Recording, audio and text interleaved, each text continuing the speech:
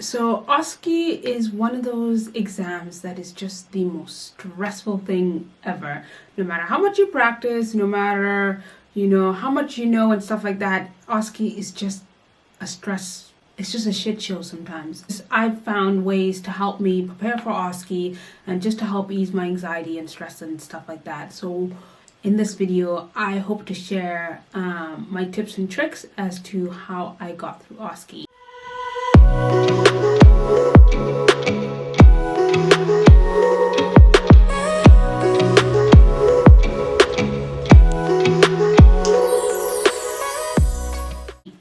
Going through nursing school, writing scripts and stuff like that was something that was very, very much a part of my studies.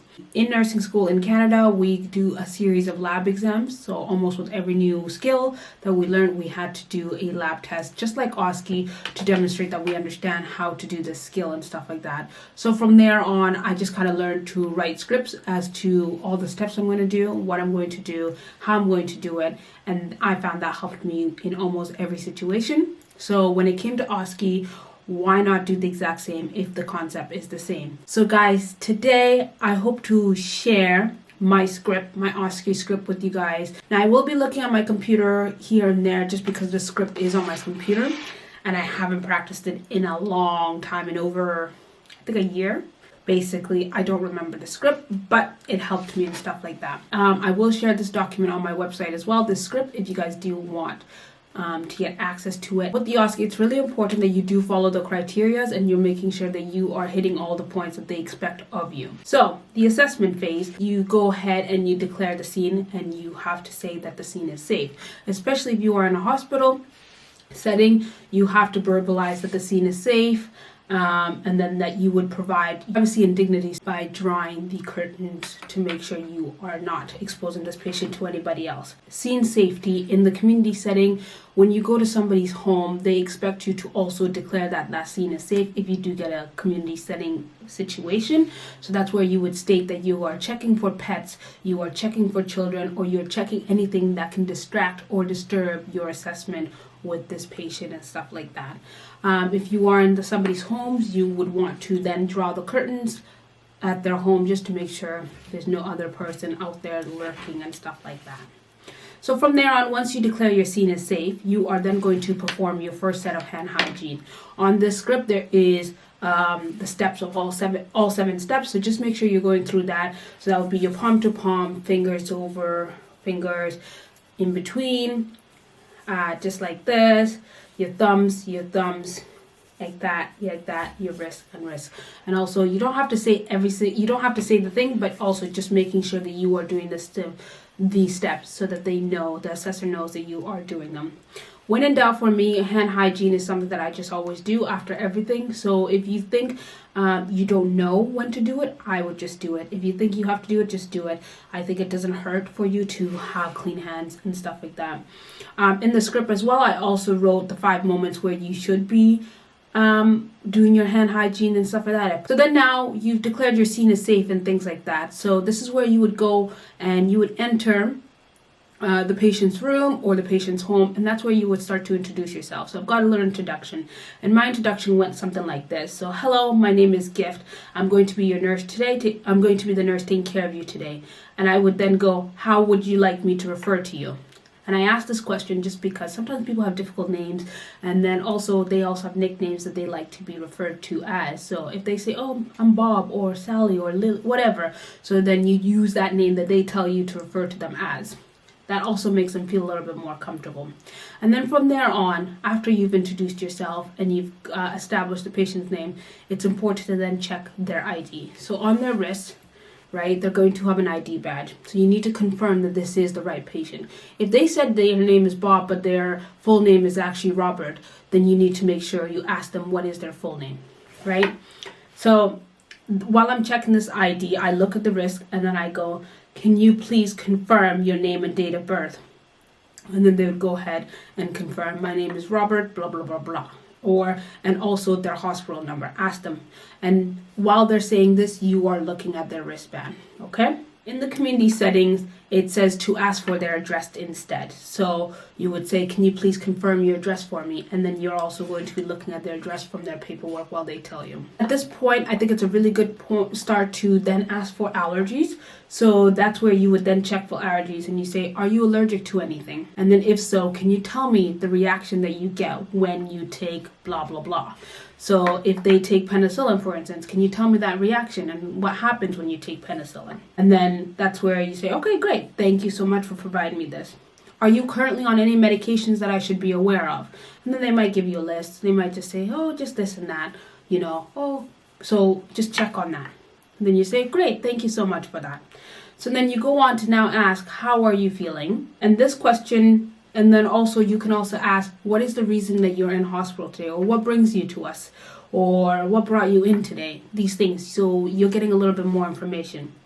And then they'll say, oh, you know what? I've been having this really bad chest pain or something. Oh, pain related. Most times it's going to be pain related. That's when you hear that word pain, you then do an assessment to do your pain assessment. So you ask them, okay, where's your pain?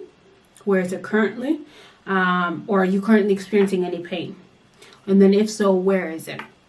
You're also going to ask them to rate their pain on a scale of 1 to 10 or 0 to 10. So 0 being no pain at all, 1 being the worst excruciating pain you've ever had. What would you rate your pain? And then you would also then ask them, does it go anywhere, right? Radiation. Is the pain going anywhere or is it just staying there? Is there anything that you do that helps relieve this pain? Oh, okay, when you lay down or when you sit down, that helps the pain. Okay, so then you're documenting that. And then you would ask them, would you like any analgesics for that? Or have you gotten anything? Did you get anything for this? Or would you like anything? You won't be giving them anything in that implementation, in that initial assessment period. But you now know that in the implementation period, you might have to give them pain relief. If you do give any interventions, just remember that you're always going to recheck and reassess. So if you've given any kind of pain relief, you're going to go ahead and check that the pain relief has actually worked. If they don't have anything prescribed, then you would then go and call the doctors to get something prescribed. So then now you've done your initial assessment, you got to know who they are, you've confirmed that they are the right patient, you know why they're in hospital, and you've assessed their pain. So you're going to say, thank you for sharing this information with me.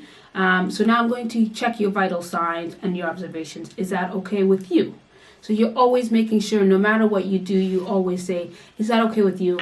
Thank you, or just checking that consent and stuff like that. And most times they're going to say, yeah, that's fine. You're going to also ask them, are you currently comfortable? Before we get started on the observations, are you currently comfortable? Do you need to go to the toilet and such? And they'll say, no, I'm fine, I don't need the toilet, I peed already, or yeah, I'm comfortable, we can get started. Perfect. Then you explain to them, what are you going to do? What does the observations or the vital signs entail? So you are going to say, I'm now going to check your vital signs, and this is going to include your blood pressure, your heart rate, your oxygen, your temperature, and then is that okay with you? Most times again, they're going to say, yeah, that's completely fine, thank you. In this section, I was saying, be sure you verbalize. I wrote a little thing, I said, in this section, be sure to verbalize what you do and what you check prior to each assessment.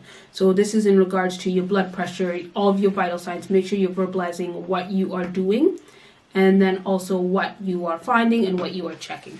So we'll start off. You can start off in whatever way you want to start. So you would start off by your blood pressure, say.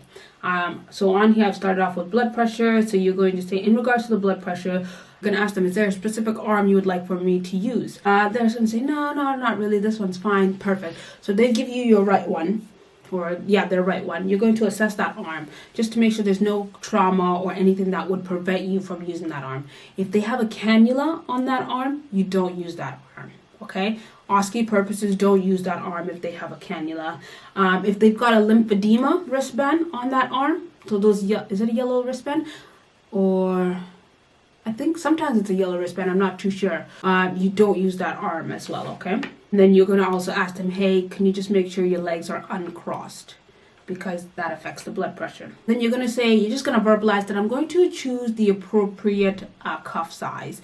So you're not really telling this to the patient, you're just verbalizing it out loud so that the assessor knows.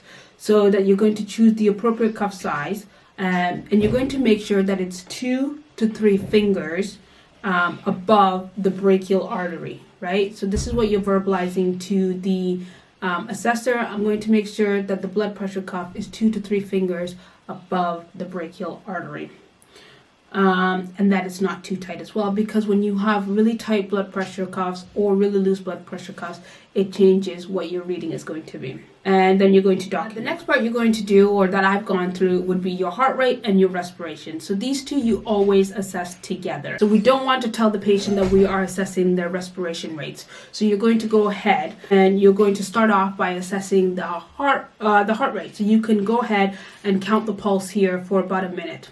And just feeling, when you're feeling the pulse, you want to make sure you're feeling the strength of the pulse. Is it thready? Is it weak? Is it strong? And things like that. You're going to count for a full minute. You don't actually have to stand there and say, I'm going to count for a full minute, but you can verbalize to your assessor saying, okay, this is what I would do, and I would stand here for a full minute to check the pulse.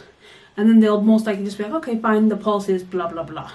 While you've got your hand there and you've got the radial pulse, you're also going to then put the arm across the patient's chest like this.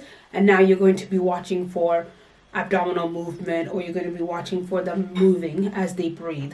And you don't have to count the respirations for the full minute. You just have to verbalize that you would count them for a full minute, looking at the rise and stuff like that. So normal respirations, we've got 12 to 20, and then normal heart rate would be anywhere between 60 and 100 beats per minute. When you're noting the respirations, you want to notice the depth, shallow, weak, if it's labored, unlabored breathing, you feel like they're having difficulty breathing, use of accessory muscles, all of that stuff that you learned in nursing school, bring to practice here. Perfect. Next thing you're going to do is you're going to go ahead and check your oxygen saturations.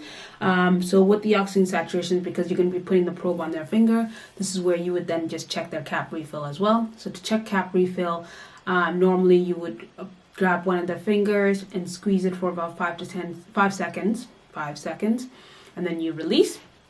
And then after that, the blood flow should come back within 1 to 2 seconds, within 2 to 3 seconds. I think the other part that we do is also on the chest here. So just follow what your OSCE training has taught you. So you check the cap refill, and then after that, you're also just looking at the nails, checking they're not clubbed or anything like that. No nail polish. That would prevent you from doing the cap refill, as well as your oxygen saturations. You then put on your oxygen probe, and it will show you your oxygen readings. Make sure that you're getting a nice waveform, okay? If you have a screen or something that shows you the waveform. Saturations should be between 96 and 100%, and then again, cap refill 2 to 3 seconds. You can confirm with your assessor what scale your patient's going to be on. So if they're on scale 1, you're aiming normal saturations for them, so 96 to 100%. But if they're scale 2, so that means they're COPD patients, ex-smokers, or all that stuff, then we don't actually aim a higher saturation target for them. So we would go 88 to 92 is our target saturations that we would get.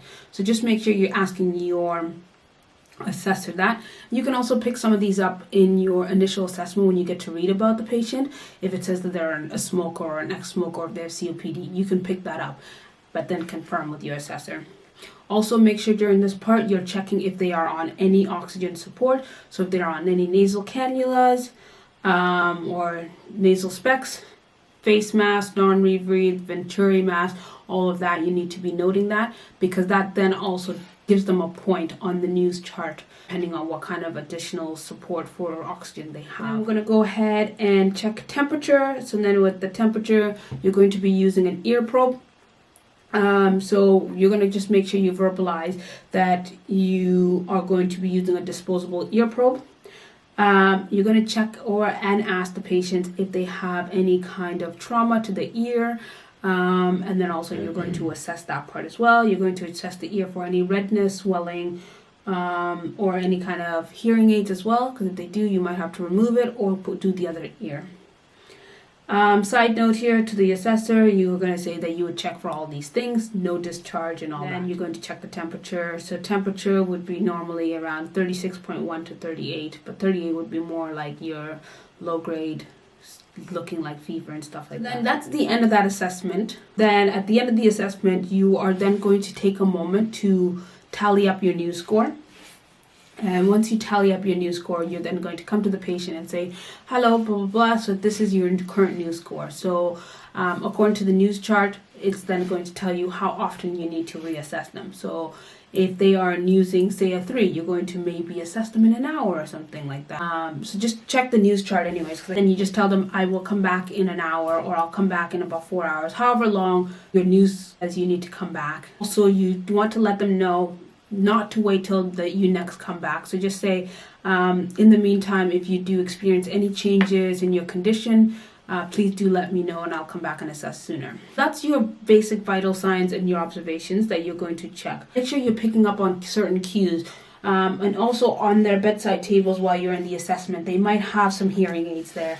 They might have some glasses there, or dentures, or a pack of cigarettes, or just something that can tell you more about the patients and stuff like that. So make sure you're picking up on these things. So health teaching wise, they're going to want you to give, the patient's going to have one of these, something that you're going to teach on. So they might say that they're having trouble sleeping. They might say that they are a smoker, or they drink a certain amount of alcohol per week or day or whatever, their diet. So these are areas that they're going to want you to give a little bit of a health teachings towards. So if it's alcohol, maybe you're going to say, how much alcohol do you drink per week? And they're going to say, oh, this much, I drink a bottle. Okay, do you think you can consider, reducing the amount of alcohol you drink, or things like that, just to show that you are promoting healthy, a healthy lifestyle and stuff like that. Same with cigarette smoking. It's okay. Have you ever considered quitting smoking and things like that? We've got a really great program. And then here in hospital, we have a no smoking, we're a no smoking hospital. So can we offer you a nicotine patch and things like that? So health promotion is really huge as well, and health teachings. Here's your call bell. Let me know if you need anything. Just press it when you want something. That's your basic assessment for just kind of like a normal patient.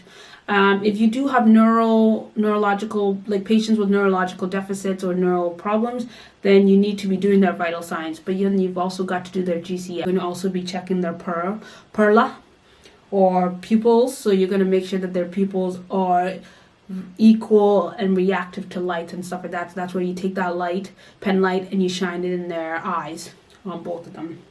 And you're assessing the size of the pupils as well. While you're doing your neurological assessment, you're also checking that they're aware of their place and time. This also comes in with your GCS assessment. So you are going to just ask them simple basic questions. Hey, Bob, I know this is a silly question, but do you know where you are today? Oh yeah, I'm in blah, blah, blah, blah, blah. So they'll tell you where they are. Okay, do you know what year it is? Yeah, okay. Do you know what season we're in? Okay. And your date of birth, so you're just asking them simple questions that they should be able to know. Sometimes you might have to do some limb assessments. So you are going to ask them to raise their arms, and then you're going to press just to make sure that they're able to, that they have that strength, and you're going to do the same with their feet as well. You might have to do some pulses just to make sure that the pulses are good, especially in the feet. Yeah, so that would be that. In the community settings, I've got written here that when you do your vital signs and your observations, you just have to check your heart rate, your temp, your blood pressure, and your respirations. I've got on here that in the community setting, you don't have to do an oxygen saturation. So just check again with your OSCE providers if that remains the same. In regards to your news chart, make sure you are filling in all the details. So you're putting in the patient's name, you are putting in the patient's date of birth, so you're going to go date, month, year. The day that they were admitted, so that would be that day that you're doing your OSCE exam. So put whatever day you're doing your OSCE exam. Then you're also going to put the date. So again, today. In 24-hour clock, you are going to put in the time. So the time that you are taking your test. So if you're taking your test at 2 p.m., you'll put 1400. Make sure you are filling in the news chart as the way they want you. Sometimes with the arrows leading to the blood pressure, the dots, and all that stuff. So make sure you review how to put those on. Luck with your OSCEs. For those of you guys who are in that process, you're so close. You're like this close to getting your PIN. And then also just for those of you guys who are just preparing, good luck to you. And those of you who are doing CBT, you are on the process. So keep going, keep pushing. And I know you all can do it.